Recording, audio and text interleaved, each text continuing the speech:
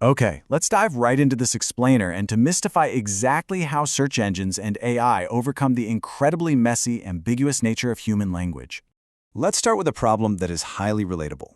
When you search for something involving the word bank, how does the machine actually know what you mean? It's a fascinating question, right? Because for us humans, context makes this obvious effortlessly. We don't even think about it. But for a machine, it's literally just a string of 4 letters that could lead to entirely different corners of the internet. To answer that, we're going to follow the chronological journey of a single word. We'll start with the language ambiguity problem, move through cleaning and pre-processing text, check out word sense disambiguation, break down semantic text mining, and finally wrap up with how NLP powers web search. Starting off with Section 1, the language ambiguity problem. Now consider lexical ambiguity.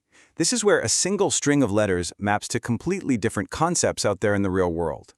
In the first example on the screen, bank clearly refers to a geographical slope, but in the second, it's a financial institution. Resolving this multiple meaning dilemma, whether it's polysemy or homonymy, is the foundational hurdle every single text analysis tool has to clear before it can do anything else. And it's not just individual words. Machines also have to untangle sentence structures, logic, and even human politeness. Take syntactic ambiguity, for example. I saw the man with the telescope. Did I use a telescope to see him, or was he just carrying one? Or how about pragmatic ambiguity?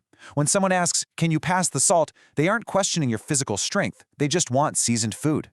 These are the unspoken, heavily nuanced rules we have to teach AI. Moving on to Section 2, cleaning and pre-processing text.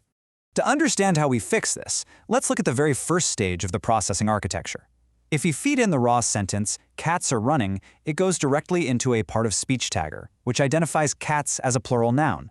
Then, a stemmer acts kind of like a pair of scissors. It chops off the suffixes to convert cats into cat and running into run. This drastically shrinks the overall vocabulary size and cuts out the noise, making the data actually manageable for the machine. But here's the really crucial point. Advanced preprocessing uses something called lemmatization to cross-reference dictionaries. This brilliantly matches words like better and good that those crude stemmers would miss entirely. While a stemmer just blindly chops off word endings, lemmatization looks at the word's part-of-speech tag and queries a morphological dictionary. It knows that the base dictionary form, the lemma, of the adjective better is actually good, and that preserves the true semantic intent. Let's hit Section 3, word sense disambiguation. So once the text is cleaned up, the data enters the word sense disambiguation, or WSD engine. Here, the system queries external knowledge bases, like WordNet, to lock in a definitive meaning.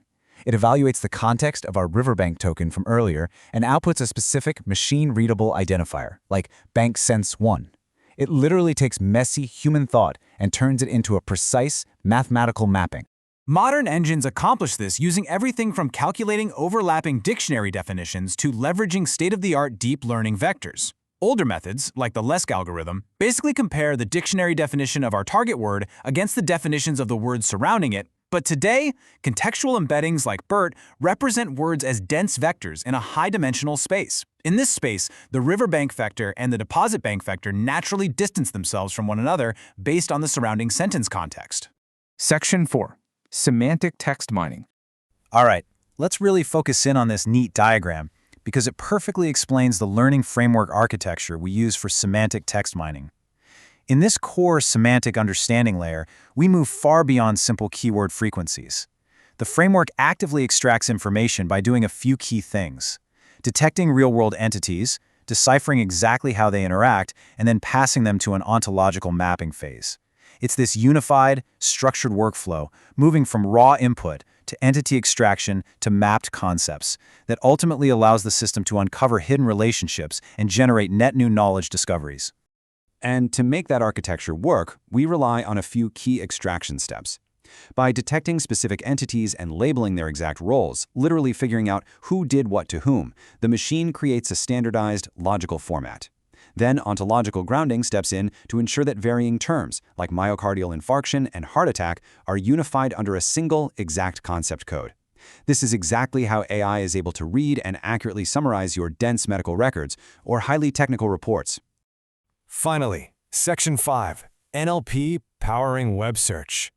Here is the architecture of a modern information retrieval system. This is the backbone of the web search you use every day. It divides the labor into two distinct paths.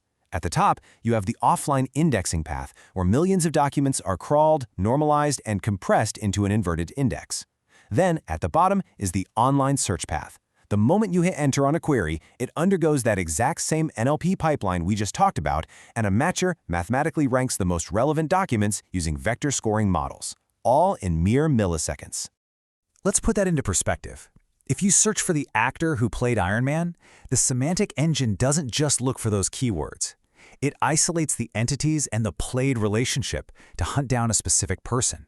It tags Iron Man as a character, Avengers as a movie, and identifies the relationship you want as played by. It basically transforms your casual conversational question into a formal, structured database query. Because the system understood those semantic roles, it didn't just blindly fetch a random web page that happened to contain the isolated words iron and man. Instead, it pinpointed the exact entity node for Robert Downey Jr. in its vast knowledge graph. That's why you instantly get a precise knowledge panel, complete with his biography, filmography, and photos, right at the top of your search results. Having seen the incredible journey a single word takes through these pipelines, it really leaves us wondering just how future AI will conquer the final frontier of unspoken human context. I mean, we've mastered the grammar, we can disambiguate the lexicon, and we've built massive knowledge graphs. But capturing the raw, underlying emotion, the sarcasm, and the cultural pragmatics of human speech, that is absolutely the next great challenge. Thank you for joining me for this explainer, and remember to keep questioning the systems that power our digital world.